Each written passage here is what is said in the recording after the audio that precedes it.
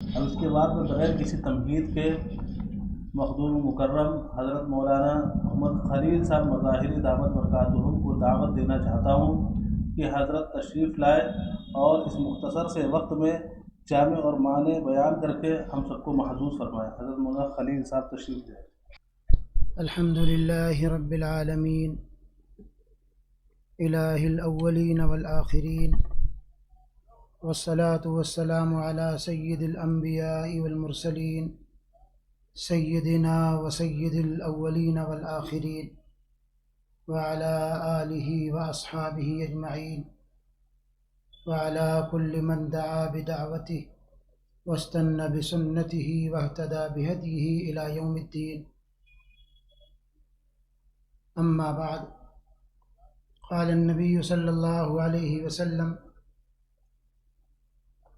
إذا صلت المرأة خمسها وصامت شهرها وحصنت فرجها وأطاعت بعلها دخلت من أي أبواب الجنة شاءت، أو كما قال عليه الصلاة والسلام. معزز سامعین، بزرگوں، دوستوں، نوجوانوں، پردے میں تشریف فرما ہماری ماؤں اور بہنوں،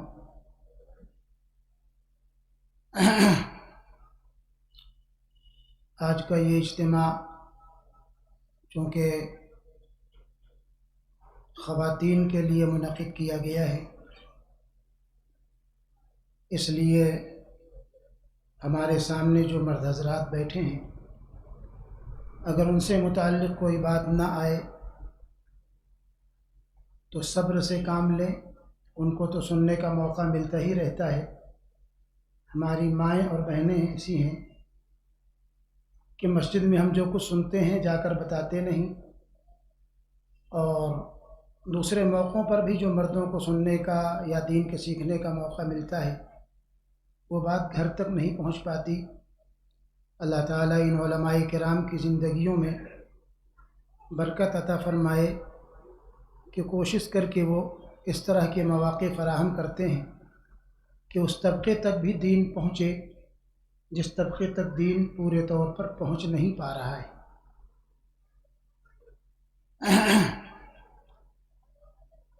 تھوڑے سے وقت میں میری ماؤں اور بہنوں، آپ کو کئی علماء کرام کو سننا ہے۔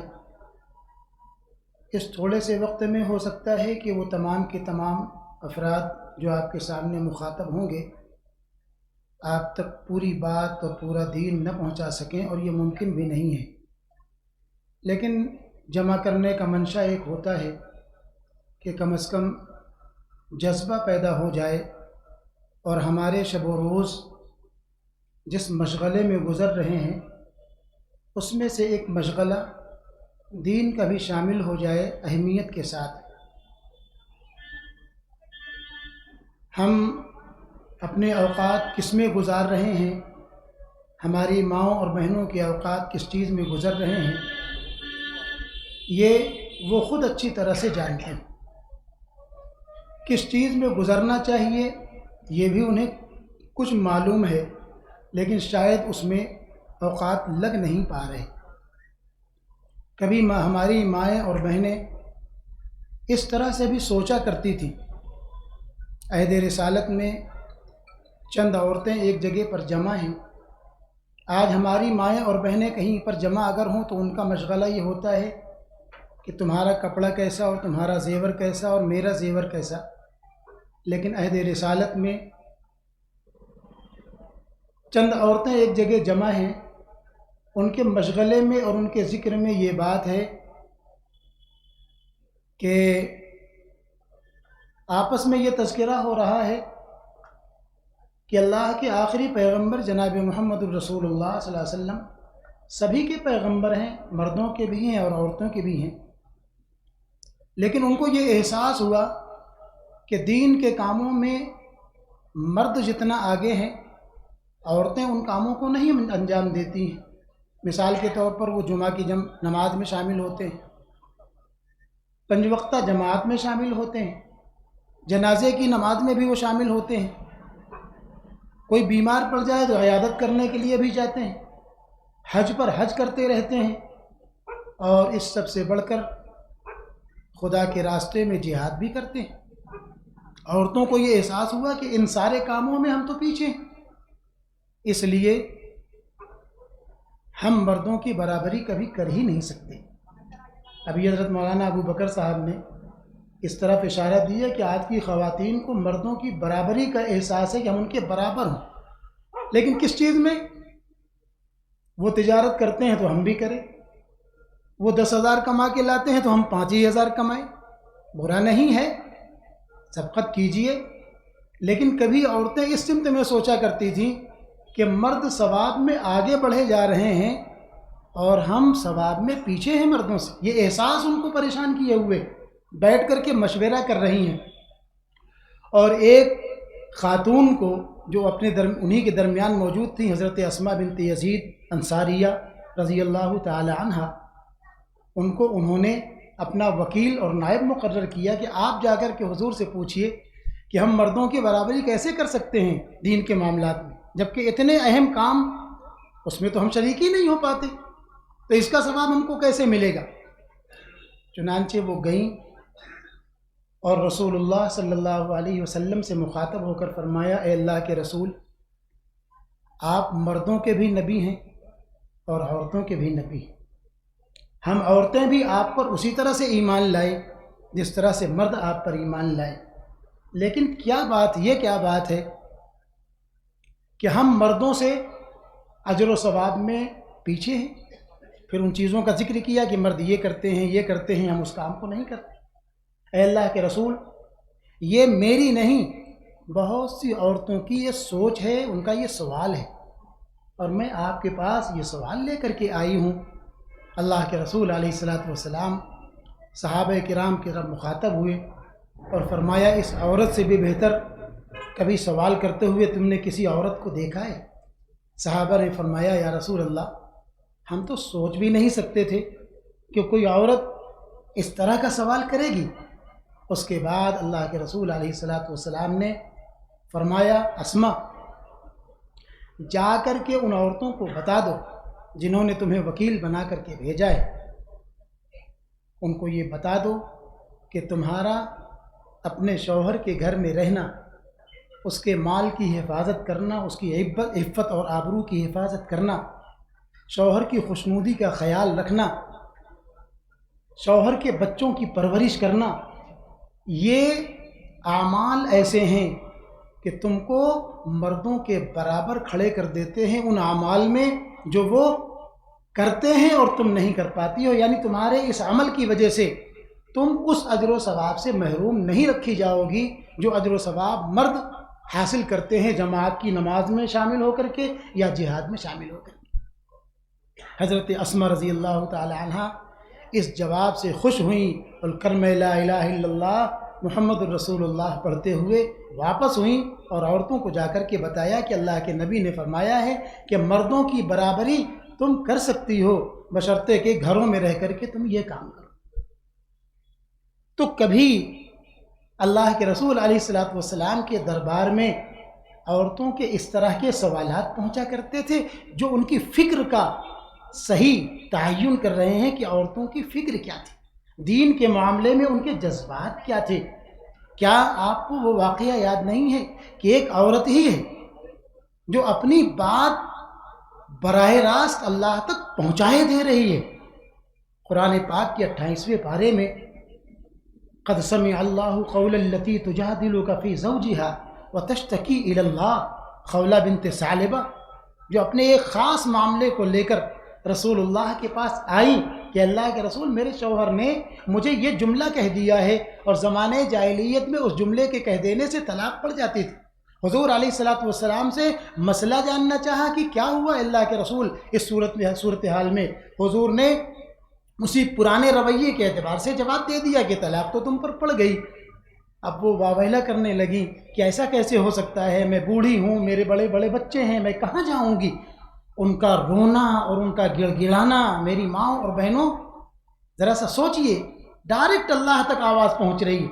حضرت عائشہ رضی اللہ تعالیٰ عنہ فرماتی ہیں کہ حجرے سے میں کان لگا کر کے سن رہی تھی کہ خولہ بنت ثعلبہ حضور سے کس بات میں مکالمہ کر رہی ہیں اور جھگڑ رہی ہیں، لیکن مجھ تک وہ آواز نہیں پہنچ پا رہی تھی، لیکن ساتوں آسمان کی بلندی پر رہنے والے ان کے رب نے ان کی آواز کو سنا اور فرمایا قد سمع اللہ، اللہ نے سن لی اس عورت کی بات جو آپ سے جھگڑ رہی تھی اپنے شوہر کے متعلق، اور پھر اللہ تعالیٰ نے ان کے لیے راستہ نکالا اور یہ فرمایا کہ اگر کوئی شوہر اپنی بیوی کو اس طرح کے جملے کہہ دیتا ہے تو اس سے طلاق نہیں پڑے گی۔ وہ زمانے جاہلیت میں پڑ جایا کرتی تھی۔ ایک بہت بڑے مسئلے کا حل آ گیا ایک عورت کے گڑ گڑانے کی وجہ سے اور بلکنے کی وجہ سے۔ کبھی آپ کا یہ بھی مقام تھا،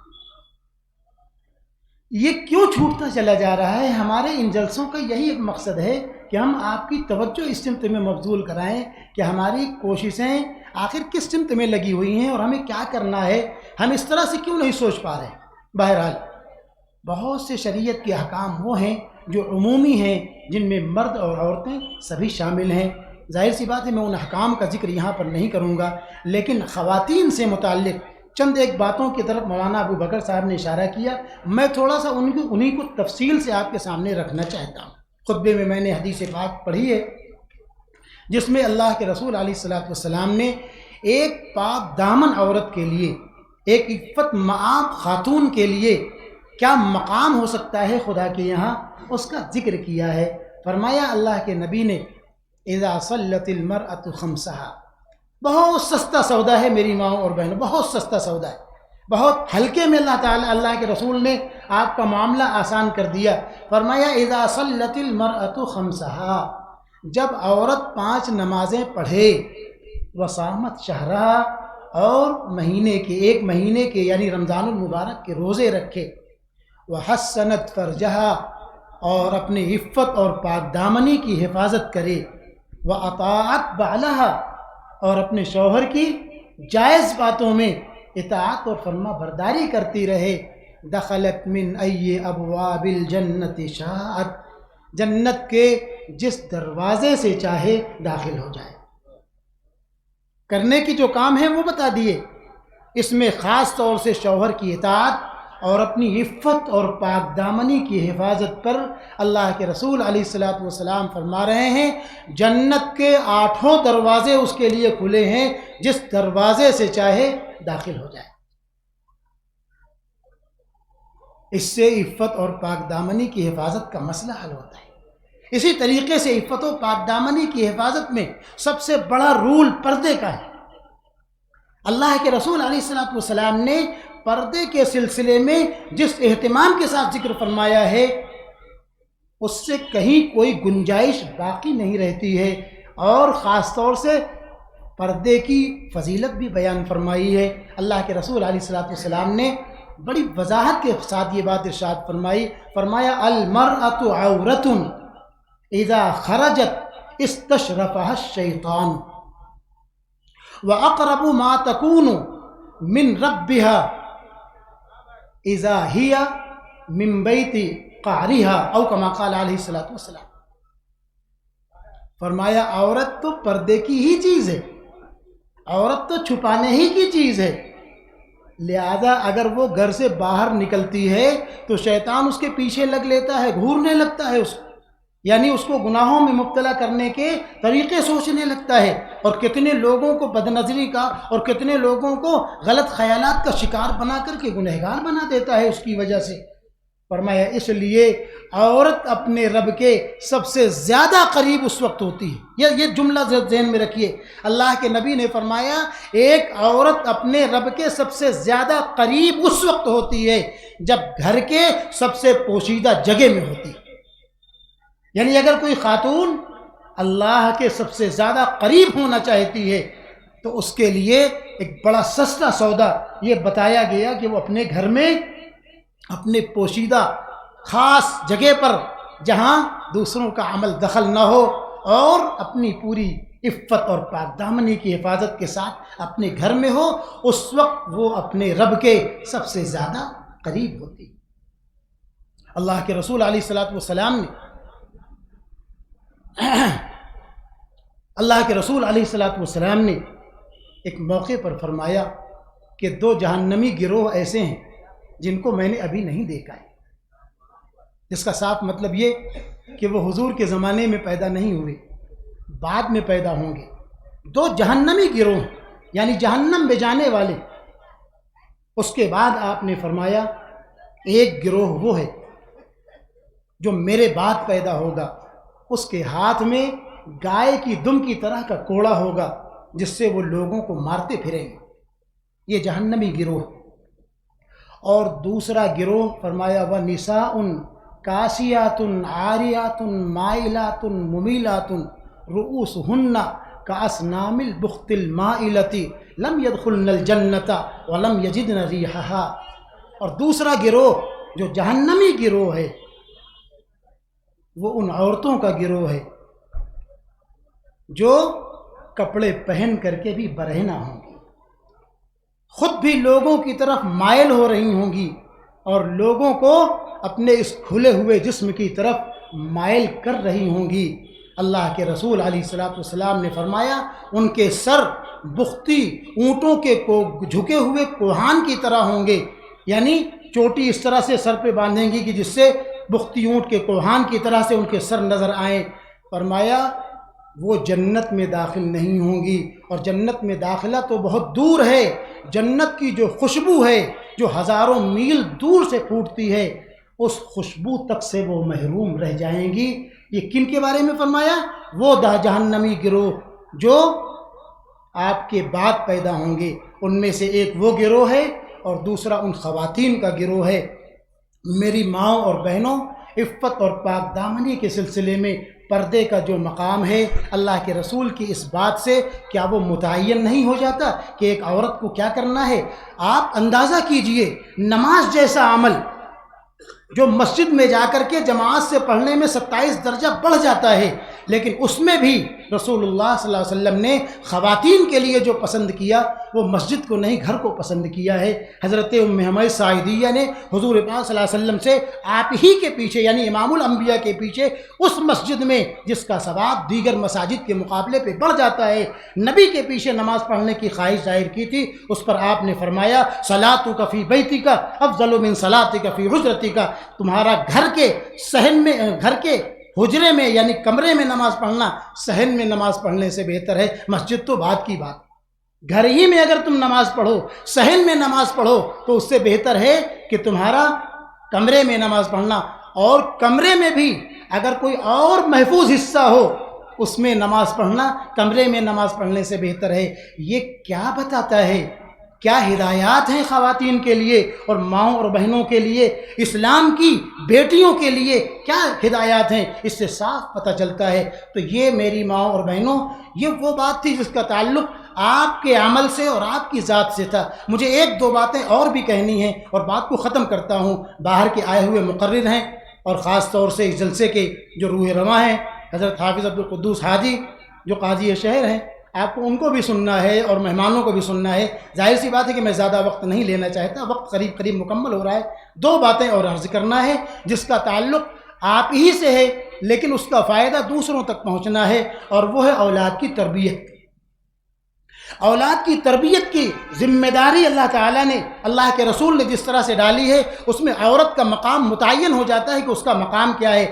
ایک طویل روایت کا ایک حصہ ہے، اللہ کے نبی نے فرمایا وَالْمَرْأَةُ رَاعِيَةٌ فِي بَيْتِ زَوْجِهَا، اور عورت اپنے شوہر کے گھر کی ذمہ دار ہے، نگہبان ہے، اور راعیہ کا ترجمہ حاکم بھی کیا جا سکتا ہے، مطلب ہے کہ عورت اپنے شوہر کے گھر کی حاکم ہے، جس کا صاف مطلب یہ ہے کہ وہ ذمہ دار ہے گھر کے ان افراد کی جو اس کے ماتحت ہیں، ان کی پرورش کی اور ان کی دیکھ بھال کی اور ان کی دین کی ذمہ دار ہے کہ وہ کس طرح سے بن رہے ہیں اور کیا کر رہے ہیں۔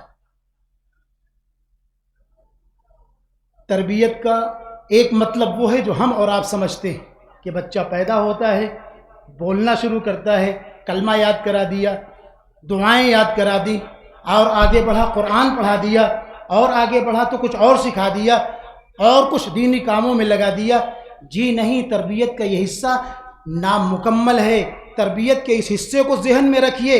بچہ جب دنیا میں آتا ہے تو اس کی آنکھیں کھلی ہوتی ہیں اور کان کھلے ہوتے ہیں. وہ ان آنکھوں سے بہت کچھ سیکھتا ہے اور ان کانوں سے بہت کچھ سنتا ہے. بولنے سے پہلے وہ بہت کچھ سیکھ چکا ہوتا ہے اور بہت کچھ سن چکا ہوتا ہے. اس لیے تربیت کا مطلب یہ ہے کہ دعائیں تو یاد کرانا ہی ہے، کلمہ تو یاد کرانا ہی ہے، قرآن تو یاد کرانا ہی ہے، لیکن بچپن سے اس کے سامنے ماں اور باپ کو اپنا طرز عمل صحیح طور پر پیش کرنا ہے. یہ خام خیالی ہے کہ ہم دعائیں یاد کرا کے اس کو مسلمان بنا دیں گے. مسلمان وہ اس وقت بنے گا جب ہم نے اس کو بتایا کہ بیٹا جھوٹ بولنا گناہ ہے، اور ہم نے بھی اس کے سامنے کوئی جھوٹ کبھی استعمال نہیں کیا. اگر ہم نے اس کو بتایا کہ بیٹا نماز فرض ہے تو ہم نے بھی نماز پڑھ کر کے دکھائی ہے. وہ تربیت صحیح نہیں ہو سکتی ہے کہ ہم نے تو اس کو بتایا بیٹا جھوٹ بولنا منع ہے، اور ہم کانپور کے اپنے گھر میں بیٹھ کر موبائل پہ اگلے سے کہہ رہے ہیں کہ میں کانپور میں نہیں لکھنؤ میں ہوں. بیٹا کیا سمجھے گا؟ کنفیوژن نہیں ہو جائے گا؟ یہ کیا بات ہے؟ ابا نے تو بتایا جھوٹ بولنا منع ہے اور خود کانپور میں بیٹھ کر کہہ رہے ہیں لکھنؤ میں بیٹھا. اگر کوئی ماں اپنے بیٹی کو یہ تربیت دیتی ہے کہ بیٹی موبائل کا صحیح استعمال کرو، تو اس کو سب سے پہلے یہ عملی طور پر دکھانا ہوگا کہ موبائل کا صحیح استعمال وہ خود کرے. اگر وہ 24 گھنٹے موبائل میں لگی ہوئی ہے تو یہ ممکن نہیں ہے کہ تربیت کا یہ اثر اس کے بیٹوں پر نہ پہنچ جائے. یہ غلط تربیت کا اثر اس بیٹے اور بیٹیوں پر پہنچے گا. اس لیے ماں اور باپ کو اپنی عملی زندگی کو صحیح کرنا ہوگا. آنے والی نسلوں میں صحیح دین پہنچانے کے لیے خالی سکھانے سے کام نہیں بنے گا. اس سلسلے میں میں اپنی ماں اور بہنوں سے ایک بات یہ کہہ دوں کہ لڑکوں کی تربیت کرتے ہوئے آپ ان کا ایک مزاج یہ بنائیے. آج معاشرے میں بڑی خرابی ہے. ایک مزاج یہ بنا دیجئے کہ بیٹا تمہاری زندگی میں بہت سے مرحلے آئیں گے، ایک مرحلہ شادی کا بھی آئے گا. شادی میں یہ مزاج بنا لو کہ ہم کو جہیز نہیں لینا ہے. بیٹے کا مزاج کون بنائے گا؟ ماں بنائے گی، باپ بنائیں گے، تاکہ آگے چل کر جب شادی کا مرحلہ آئے تو وہ بغیر جہیز کے شادی کرنے پر آمادہ ہو جائے. یہ میں اپنی ماؤں اور بہنوں سے اس لیے کہنا چاہتا ہوں کہ بہت سے بیٹے کچھ دینی تربیت سے جہیز نہیں بھی لینا چاہتے تو ماں اور باپ کے دباؤ میں آ کر کے ان کو کرنا پڑ جاتا ہے. اس لیے ماں کو اس کے خلاف ذہن بنانا اور یہ بتانا ہے کہ نہیں. کیوں؟ آپ کو اس بچی کی آہیں سنائی نہیں دے رہی جو ابھی چند دنوں پہلے اپنے ہی موبائل پر اپنا ویڈیو بنا کر کے لوگوں تک پہنچا رہی ہے کہ میں جان دینے جا رہی ہوں. وہ عائشہ، وہ بھی ہماری ہی بیٹی تھی، وہ بھی ہماری بہن تھی، وہ بھی ایک اسلام کی بیٹی تھی. ویڈیو بنا کر کے ڈال رہی ہے. کوئی جان یوں ہی نہیں دیا کرتا ہے. اس کے پیچھے کتنا ٹارچر کیا گیا ہو اس کو، اس کے شوہر کی طرف سے اور اس کے سسرال کی طرف سے.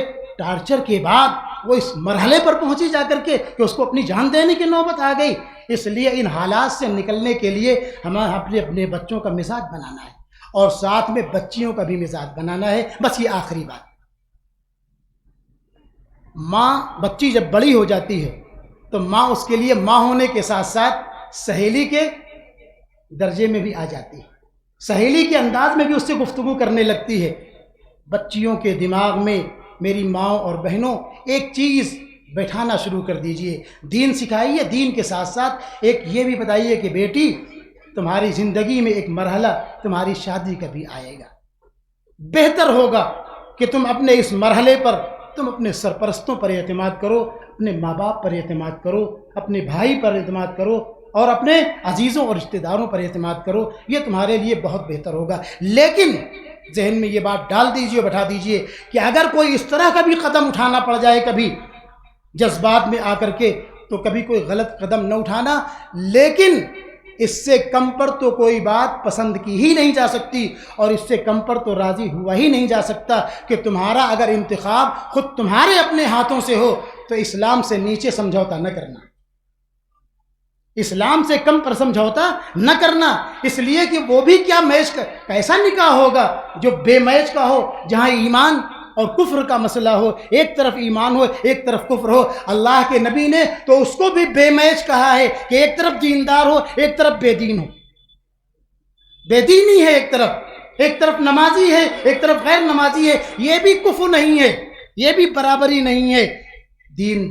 دینداری کا انتخاب کرنے کا اللہ کے نبی نے حکم دیا ہے۔ اس لیے میری مائیں اور بہنیں بچیوں کا مزاج بنائیں کہ اس مرحلے پر آ کر کے تمہیں انتخاب کرنا ہے تو پہلے تو یہ کہ اپنے ماں باپ پر بھروسہ کر لو، اور اگر خدا نخواستہ تمہیں ایسا ہی کچھ کرنے کا مرحلہ پیش آ جائے تو دین اور ایمان سے باہر ہٹ کر کے نہیں۔ یہ ایک آج بہت بڑا مسئلہ ہے، میں اس میں آپ کے سامنے بہت کچھ رکھ سکتا تھا، لیکن میرا خیال یہ ہے کہ شاید مجھ سے زیادہ آپ اس طرح کے واقعات سے واقف ہوں گے، لیکن یہ ہے مسلمانوں کے سامنے بہت بڑا مسئلہ۔ ابھی ایک صاحب نے بمبئی سے کچھ دنوں پہلے میرے واٹس ایپ پہ ایک بہت خوبصورت بچی کا فوٹو ڈالا اور اس کے ساتھ یہ بتایا کہ یہ بچی، اس کے ماں باپ نے اس کو قرآن بھی پڑھایا تھا اور دین بھی سکھایا تھا، لیکن آج اس نے ایک غیر مسلم کو اپنا جیون ساتھی مقرر کر کے اور گھر سے نکل گئی ہے۔